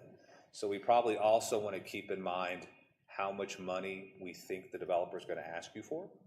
And then you can still say, no, I'm only going to give you 10 million or 5 or nothing, right? I mean, but. Yeah, if they're asking us 40 and we only say, we're only feel comfortable with 10, that's part of the negotiation, that's part of the development. Correct, but you may want to at least think about what they're going to ask you for. So if you choose to give it all to them, and that's conversations you need to have with them, you've seen the presentation, I think you'll talk to them, that's going to be the ask, so you may want to come close to matching it. And then, again, you still have to do a development agreement that legal rights that you have to approve. Sure. So setting this TERS up, one more time, setting the TERS up, let's just say 60/40, isn't obligating you to spend it on anything with anybody. It just puts this tool in place. Then there's a bunch more work and negotiations. Is that development agreement, when that time comes, is that a public meeting as well? I don't think you have to have a public hearing. A public Development meeting? agreement. Is that done in, Oh, yeah, you have to approve it in a public meeting. But it's not a public hearing. I'm sorry, not a public hearing, but the development would present their, I guess when we come to the development agreement, that would be. It's in the agreement. It'd all be in the agreement, and that would be a public meeting, we vote on it. Correct. Right, brought forth by the Tiers board, or the board already approves that development agreement, or no? There would be an agreement with the TERS board and the city and the developer. Yeah. And they're written slightly different ways, but yeah, I mean, it would be, I guess the short version is yes, it would be a public document. People would understand what you're doing and what the deal would be with the developer. I think my last concern is to ensure you guys provide us the surety that this is based on the border, the boundary in which you've proposed. It meets the criteria under law. I don't want to get where we're bending it to suffice. We know that it's going to be scrutinized. Right. So I need to know with 100% certainty that we are within the boundaries of the law and it meets criteria before the, you know what I mean? Yep, so. I don't want to waste your time building an ordinance. No, Travis and I have looked into it pretty extensively. Travis is a pro, I don't think have done any that are illegal. There's none. You know, there's one that's being touted as, you know, the model for wires will be illegal, and that Tiers probably was created illegally, but. Have you drove down there? Have you gone in and actually visualized yourself? Yeah, my folks, I try to say my folks, my dad and stepmom retired here, so I'm very familiar with, been coming down here for decades, so I'm very familiar with the property and where it's located and the restaurants down there and the arts center and all that stuff. One of the Basically, you're saying questions- undeveloped land is what's meeting criteria because it's That's not the greater only than. one. And I'll let Art talk about that, but the ordinance will outline the findings for how you're justifying creating the TERS. We were actually approached to make the boundary bigger, and we did not think that that would be pertinent or not necessarily illegal, but not in the best interest of the city. You'll make the finding in the ordinance that it's legal, and it'll be outlined for why it's justified. Speaking of boundary, only because it was mentioned soon after the flooding we had from Albert, right? Or Alberto. You cannot extend the boundary just along the water line for infrastructural improvements, correct? So we could not extend the boundary down Water Street in order to bulkhead it. You can extend the boundary, you can extend the boundary however you. On water line only. Water line, okay. It's No. I'm just trying. We don't own the water line. We only own the road. The property owner on the east side owns the water side on the west. So the city only owns the road. So if we extend the boundary down there, we're only gonna improve the road because we can't improve private property with the turfs. You could maybe do an economic I'd have to think. But also, if you included that area, you'd be hitting over 30% residential potential. Well, you could Depending on just how pick far up the right of way of the road, and let's just say the east side of the property, and then I'd have to go recalculate, is it more than 30%? There's probably a way that might be a public sector improvement, so that might be an eligible expense. I just have to think about I that. just wanted to say, because a lot of people really was like, oh, that, right after the flooding, I just don't want empty promises and hopes. That we need to be real transparent on what this is, Sure. what it's going to do, and not put, dreams out there, because flooding is a huge issue. It is impactful to our health, our finances, our home. So I wouldn't even know what want something like to that put cost. that I don't out even know there. what that costs, so I wouldn't tell you today it makes sense to put in without knowing what that costs and how much money would be left over. I mean, if you said that thing costs 50 million or 70, I have no idea what it costs. And as of right now, that waterfront line is not a priority within Okay. the boundaries Right. that we're setting within this church. So But that's what I just yeah, want to provide correct. us clarity out there to the public. And we need to crawl, and let's start small and see how it works. Not can always see do how it another works, tiers, but have some successes, and then if we wanna grow it, Yeah. I just wanted to ensure that was, because that was something that Sure. was put out there. It's not a priority within the boundary that's been zoned out. This is the boundary. the red line is it. And that's where you said the downside earlier, is making people think something's in there when it's really not in there. Right. So it's more I'd say the politics of the local dynamic. So no, if you don't have a realistic path to paying for something, don't put it in there. Yeah. Because people just get I frustrated. just don't want to put the misconception out there Yeah. to gain support of something based on one single entity of what they think may be included, or hope that it is included because of how impactful that inclusion would be to their lives. That's Sure. not fair of us to not clarify that when it was stated out there for the gain of support. I just want to be real clear on that, that's all. Right, and those kinds of things, you would go back to the slide, you'd use the 40%.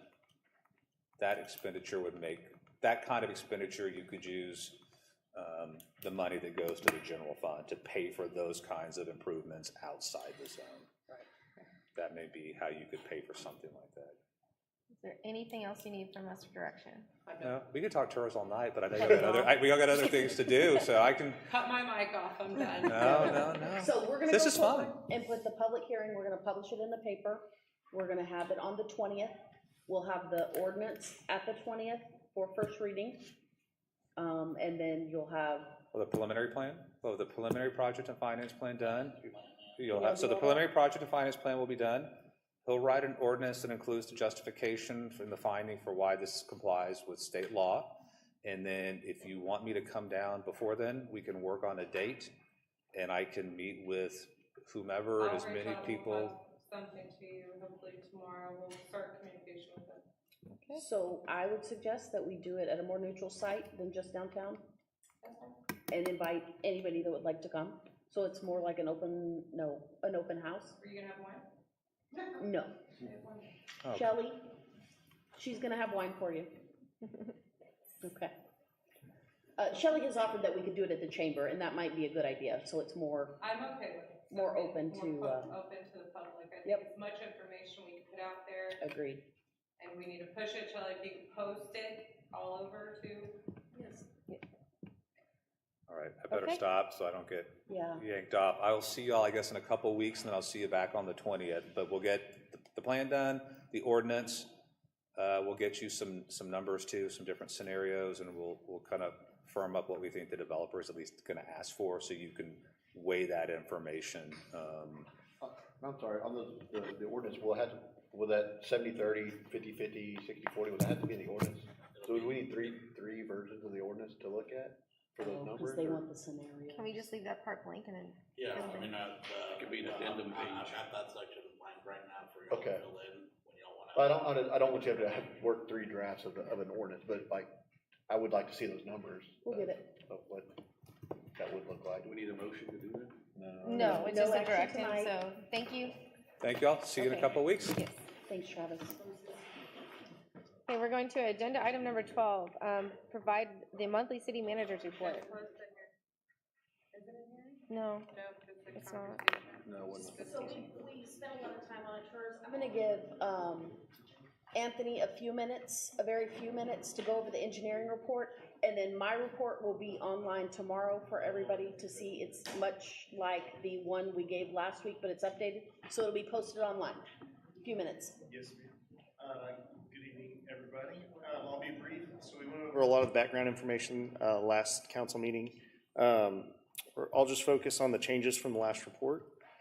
The first project is the wastewater treatment plant 2023 plan improvements.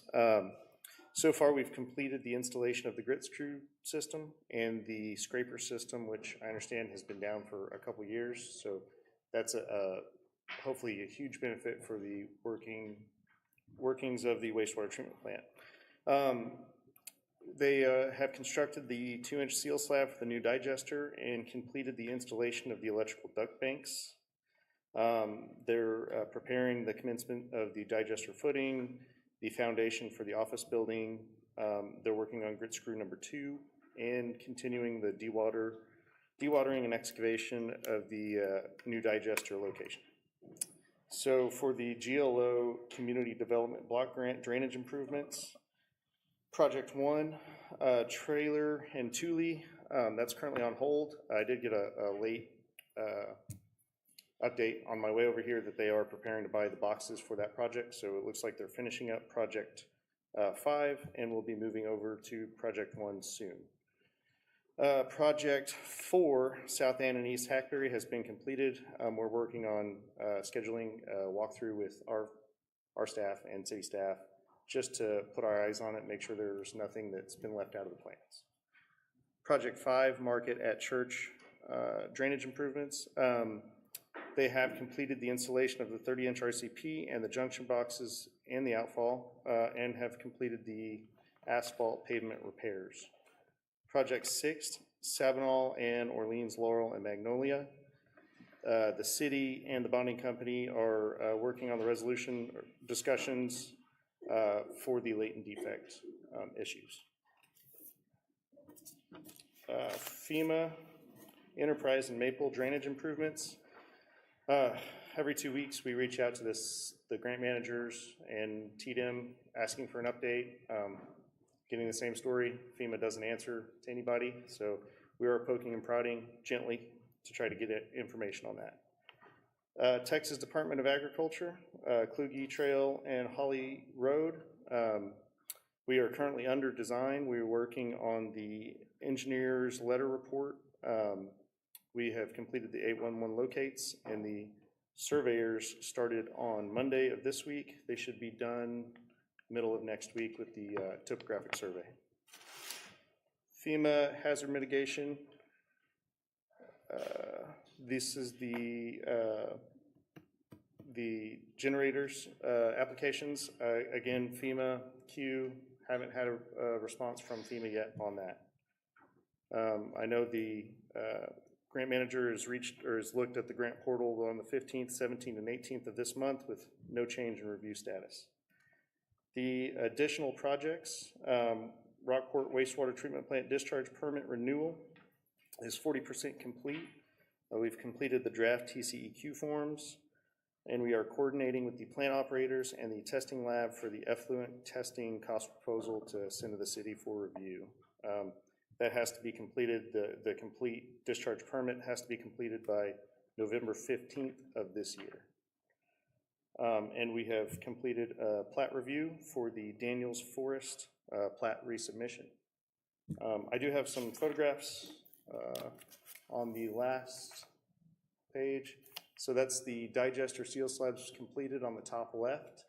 The duct bank on the top right is prepared for concrete. That gets encased in concrete with a red ribbon over the top, so any future excavation is safe or noticed before any kind of disaster happens. The office foundation is on the middle left. They've got all the plumbing installed, working on getting the footer and subgrade prepped for the pour. On the right, middle right and bottom right, that's the grit screw that's been installed, and bottom left is another duct bank with that red ribbon. So it's all moving forward. We're watching it, making sure that it's going in right. Any questions? Thank you, guys. Oh, looks good, thank you. You got married since last time, right? I did. Congratulations. Congratulations. She said yes. Well, that's good. It's always good. And she showed up. All right, we're gonna go to city council report. We're gonna start with you, Ward 1. So I went to the ARCAD meeting, Wednesday, July 17th. They are doing a lot of great things. There's a lot of upcoming events, a lot of pieces, movement going on over there. I did talk to Jennifer Day and ensure that during my time for report out, use it as a platform to share the things that are going on, provide an update, as well as share events. So she sent me just a little recap. ARCAD has facilitated numerous meetings with the Bass family developers and the merchants organizations downtown. This has been great, giving the developers an opportunity to share that information directly to the merchants. So I do appreciate her assistance on that. That's probably about it for me. Ward 2. Ward 2, I was fortunate to speak with the folks over at the airport. The Wings Over Rockport project that is going to be an air show that they are trying to put together for 2025. They have a little fundraiser this Saturday. I'm going to attend. It's a little pancake breakfast thing there, a fundraiser for put together an air show here in Woodhaven. So if anybody can attend, I'm going to try to get there. I've never been to they do this breakfast thing fairly often. I haven't been yet, but I'm looking forward to it. And sounds like a neat project for the city and Ward 2. An air show would be kind of neato. They gave me some of the descriptions on some of the types of planes and all they want to get there. Sounds like a neat family event that they want to put on. That's next year, 2025. They got a bunch of fundraising efforts going on. So this Saturday over at the airport. Ward 3. I was out of town for the last 3 weeks, so I really didn't do much around the city, but I had a great time in 7 states of the United States, so if you can, go to Montana. It's beautiful. All right. Ward 4, I had one meeting. I had the tree committee meeting, and so we meet once in a while, and they went over the water bags, and we also talked about, they have a large amount in their mitigation funds right now, so I asked for a workshop for the tree committee to come up with a list of stuff that they would like to utilize some of those funds for. It's not trying to really hold on to that much if we can do things like buy trees and do things that and things. So we're gonna come up with a list and get into front of the tree committee and come with recommendations for us. So that's about it. Can we include parks in that workshop so they can Yeah. have some input on some of their wants or needs, please? Thank you. All right. And now we're going to go into, I forgot I was in charge. Okay, and now we're going to executive session. The city council will recess its open meeting and reconvene an executive session pursuant to the Texas Government Code Section 551.071, consultations with attorney. Number 13, seek the advice of an attorney about pending or contemplated litigation or settlement offer, and on a matter in which the duty of the attorney to a governmental body under the Texas disciplinary rules of professional conduct of the State Bar of Texas clearly conflicts with this chapter. 1, City Hall, 2, Concho Street, General Land Office, GLO, drainage projects, and 4, Data Pro settlement. We are now into executive session. It's now 8:29.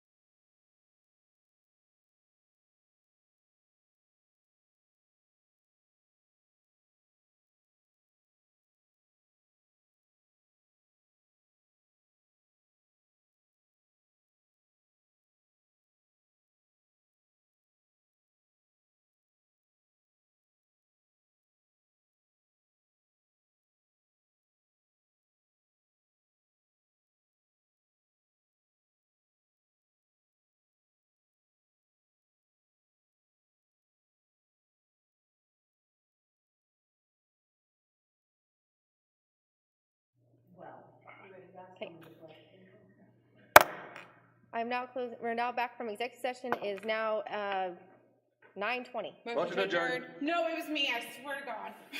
Second. I didn't even know how to take a breath and prepare for